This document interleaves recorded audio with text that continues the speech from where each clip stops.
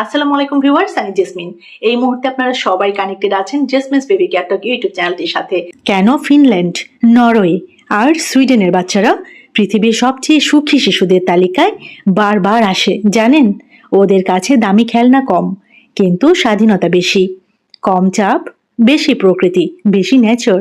আর এটাই বদলে দিচ্ছে তাদের ব্রেইন, আত্মবিশ্বাস আর মানসিক স্বাস্থ্য। আজকের ভিডিওটিতে আমরা জানবো এমন কিছু স্ক্যান্ডিনেভিয়ান প্যারেন্টিং সিক্রেটস যেগুলো শুনে অনেক বাবা মা অবাক হয়ে যান। কেন এই দেশের বাচ্চারা কম স্ট্রেসড, বেশি কনফিডেন্ট, ইমোশনালি স্ট্রং এবং লাইফ স্যাটিসফ্যাকশনে এগিয়ে। গবেষণায় দেখা গেছে শিশুর স্বাধীনতা, আউটডোর প্লে এবং প্যারেন্টাল ট্রাস্ট তাদের সুখী এবং মেন্টালি হেলদি করে তুলতে বড় ভূমিকা রাখে। ভিডিওটি শেষ পর্যন্ত দেখুন, কারণ শেষের দিকে আমি বলবো বাংলাদেশি প্যারেন্টরাও কিভাবে এই পদ্ধতির কিছু অংশ সহজেই ঘরে প্রয়োগ করতে পারেন। প্রথমেই বলবো স্ক্যান্ডিনেভিয়ান প্যারেন্টস বাচ্চাদের কন্ট্রোল না, ট্রাস্ট করে। স্ক্যান্ডিনেভিয়ান প্যারেন্টিং এর সবচেয়ে বড় পার্থক্য হলো ওরা বাচ্চাকে ছোট মানুষ হিসেবে ট্রিট করে। অনেক দেশে প্যারেন্টস সবকিছু ডিকটেট করে, এটা করো, ওটা করো না, এভাবে বসো, এইভাবে পড়ো। কিন্তু স্ক্যান্ডিনেভিয়ান প্যারেন্টস শিশুকে ডিসিশন নিতে শেখায় ছোটবেলা থেকেই, যেমন কোন জামা পরবে, কোন খেলাটা খেলবে, কখন বাইরে যাবে, নিজের সমস্যা কিভাবে সলভ করবে।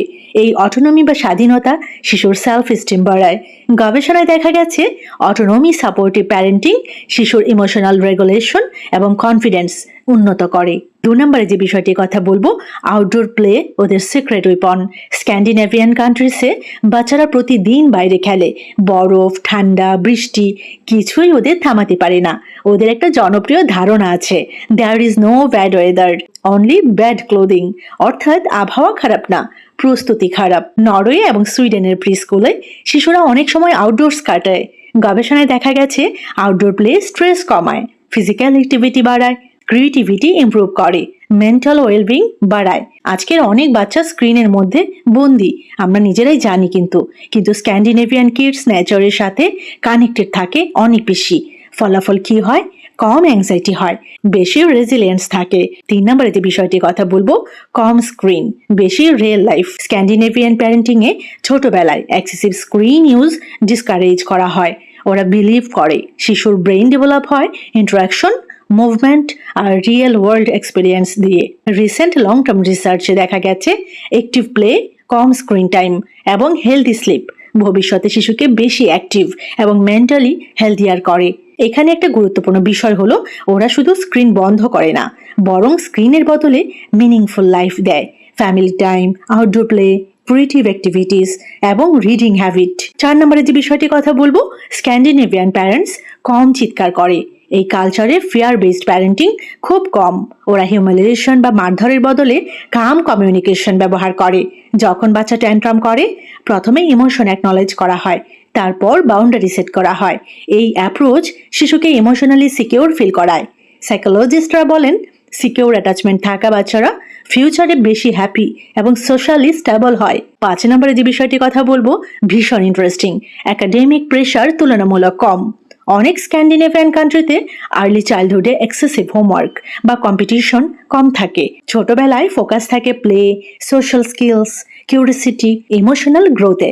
অনেক স্ক্যান্ডিনেভিয়ান প্রি স্কুলে চাইল্ড টু চাইল্ড কম্পিটিশন খুব কম দেখা যায়, কারণ তারা বিশ্বাস করে শুধু মার্কস না, লাইফ স্কিলস বেশি গুরুত্বপূর্ণ। এই জন্য ওদের বাচ্চারা অনেক সময় কম স্ট্রেসড, বেশি কনফিডেন্ট এবং সোশ্যালি রিল্যাক্সড হয়।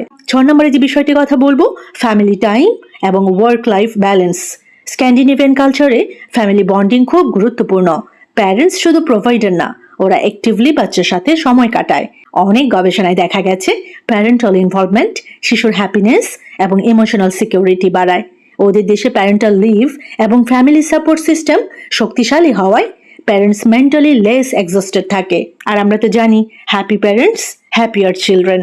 এই মুহূর্তে যারা ভিডিওটি শুনছেন বা দেখছেন, আপনাদের উদ্দেশ্যে বলছি, আপনি একবার চিন্তা করে দেখুন তো, আমরা কি বাচ্চাকে জীবনের জন্য প্রস্তুত করছি নাকি শুধুমাত্র পরীক্ষার জন্য? 7 নম্বরে যে বিষয়টির কথা বলবো, স্ক্যান্ডিনেভিয়ান প্যারেন্টিং থেকে আমরা কি শিখতে পারি। বাংলাদেশে পুরো সিস্টেম চেঞ্জ করা সম্ভবই না, কিন্তু কিছু ছোট পরিবর্তন অনেক বড় ইম্প্যাক্ট আনতে পারে। যেমন প্রতিদিন অন্তত 30 থেকে 60 মিনিট আউটডোর প্লে, বাচ্চাকে ছোট ডিসিশন নিতে দিন, এক্সেসিভ শাউটিং কমান ফ্যামিলি এনভায়রনমেন্টের মধ্যে। তাছাড়াও ফ্যামিলি মিল টাইম রাখুন, স্ক্রিনের বদলে রিয়েল ইন্টারাকশন বাড়ান। Last but not the least, মার্কসের পাশাপাশি ইমোশনাল ইন্টেলিজেন্সে ফোকাস করুন। সবসময় মনে রাখবেন, সবচেয়ে সুখী বাচ্চারা সবসময় সবচেয়ে ধনী পরিবারে বড় হয় না, বরং যেসব শিশুরা ভালোবাসা, স্বাধীনতা, প্রকৃতি, নেচার আর নিরাপদ ইমোশনাল কানেকশন পায় তারাই বড় হয়ে ইমোশনালি স্ট্রংগেস্ট মানুষ হয়। হয়তো স্ক্যান্ডিনেভিয়ান প্যারেন্টিং এর আসল সিক্রেট এটাই। আপনাকে বলছি, আপনি আপনার সন্তানের মধ্যে কোন পরিবর্তন আনতে চান? কমেন্ট করে আমাকে লিখে জানাবেন। আপনার বাচ্চা কি কথায় কথায় জেদ করে, খাবার খেতে বসলে যুদ্ধ শুরু হয়, বা সারা রাত মোবাইল ছাড়া ঘুমায় না, সারাদিন মোবাইল ছাড়া থাকতেই পারে না, এমনটা কি? আপনি ভাবছেন আপনার সন্তান অবাধ্য, তাই তো? কিন্তু মডার্ন সাইকোলজি এবং নিউরোসায়েন্সের গবেষকরা বলছেন অন্য কথা। আসল ভুলটা কি আপনার নিজের অজান্তেই হচ্ছে না তো? ভিডিওর এই এপিসোডে এমন কিছু আনকমন এবং সাইকোলজিক্যাল ট্রিক শেয়ার করব যে আপনার বাচ্চার জেদ এক নিমিষেই মেলাতে বাধ্য এবং তাকে করে তুলবে অসম্ভব মেধাবী। অবশ্যই ভিডিওটি স্কিপ না করে একদম শেষ পর্যন্ত শুনুন, দেখুন, কারণ শেষ পয়েন্টটি আপনার চোখ খুলে দেবে। প্রথম সিক্রেট, নো শব্দের ম্যাজিক সাইকোলজি। আমরা যখনই বাচ্চাকে বলি দৌড়াস না, কাঁচের গ্লাস ধরিস না, বা মোবাইল ধরবি না, আমাদের ব্রেন বাচ্চার মাথায় নেতিবাচক শব্দগুলোই গেঁথে দেয়। চাইল্ড সাইকোলজি বলে অবচেতন মন না শব্দটি প্রসেস করতে পারে না, ফলে বাচ্চা ঠিক সেই কাজটিই বারবার করে। করণীয় কি? নেগেটিভ কমান্ড দেওয়া বন্ধ করুন এবং পজিটিভ অল্টারনেটিভ দিন। যেমন দৌড়াস না না বলে আপনি বলুন আস্তে আস্তে হাঁটো। গ্লাস ফেলবি না এটা না বলে আপনি বলুন গ্লাসটি সাবধানে হাতে ধরো। ম্যাজিক দেখবেন আপনার চোখের সামনেই। 2 নাম্বার সিক্রেট, জেদের সময় ব্রেনের পজ বাটন চাপুন। বাচ্চা যখন অতিরিক্ত রেগে গিয়ে মাটিতে গড়াগড়ি খায় অথবা চিৎকার করে, তখন তার ব্রেনের ইমোশনাল পার্ট হাইজ্যাক হয়ে যায়। এই মুহূর্তে আপনি যতই বকাঝকা বা মারধর করুন না কেন, সে আপনার একটি কথাও শুনবে না। করণীয় কি? এই মুহূর্তে তার সাথে তর্কে যাবেন না, তাকে শক্ত করে জড়িয়ে ধরুন বা কোলে তুলে নিন। একে বলে ডিপ প্রেশার থেরাপি। এটি বাচ্চার নার্ভাস সিস্টেমকে শান্ত করে এবং 2 মিনিটের মধ্যে তার হরমোন লেভেল ব্যালেন্স করে দেয়। 3 নাম্বার সিক্রেট, ফিউচার সেলফ টক। বাচ্চাদের ব্রেন ইমিডিয়েট রিওয়ার্ড পছন্দ করে। পড়াশোনা করতে বললে তারা বোর ফিল করে, কারণ এর ফলাফল তারা সাথে সাথে দেখতে পায় না। করণীয় কি? তাদের সাথে লং টার্ম কথা না বলে ইনস্ট্যান্ট ভিজুয়ালাইজেশন করান। বলুন, তুমি যখন বড় হয়ে ডাক্তার বা ইঞ্জিনিয়ার হবে তখন লোকে তোমাকে কতটা সম্মান করবে বলো তো? এই পজিটিভ ড্রিম বিল্ডিং তাদের ভেতরের লেজিটেস বা অলসতা ঝেঁটিয়ে বিদায় করবে। 4 number secret, subconscious mind programming. শোবার আগের ম্যাজিক। বাচ্চারা ঘুমানোর ঠিক আগে 30 মিনিট এবং ঘুম থেকে ওঠার পরের 30 মিনিট সবচেয়ে বেশি গ্রাসিং স্টেজে থাকে। এই সময় তাদের ব্রেন সাবকনশিয়াসলি সব তথ্য রেকর্ড করে।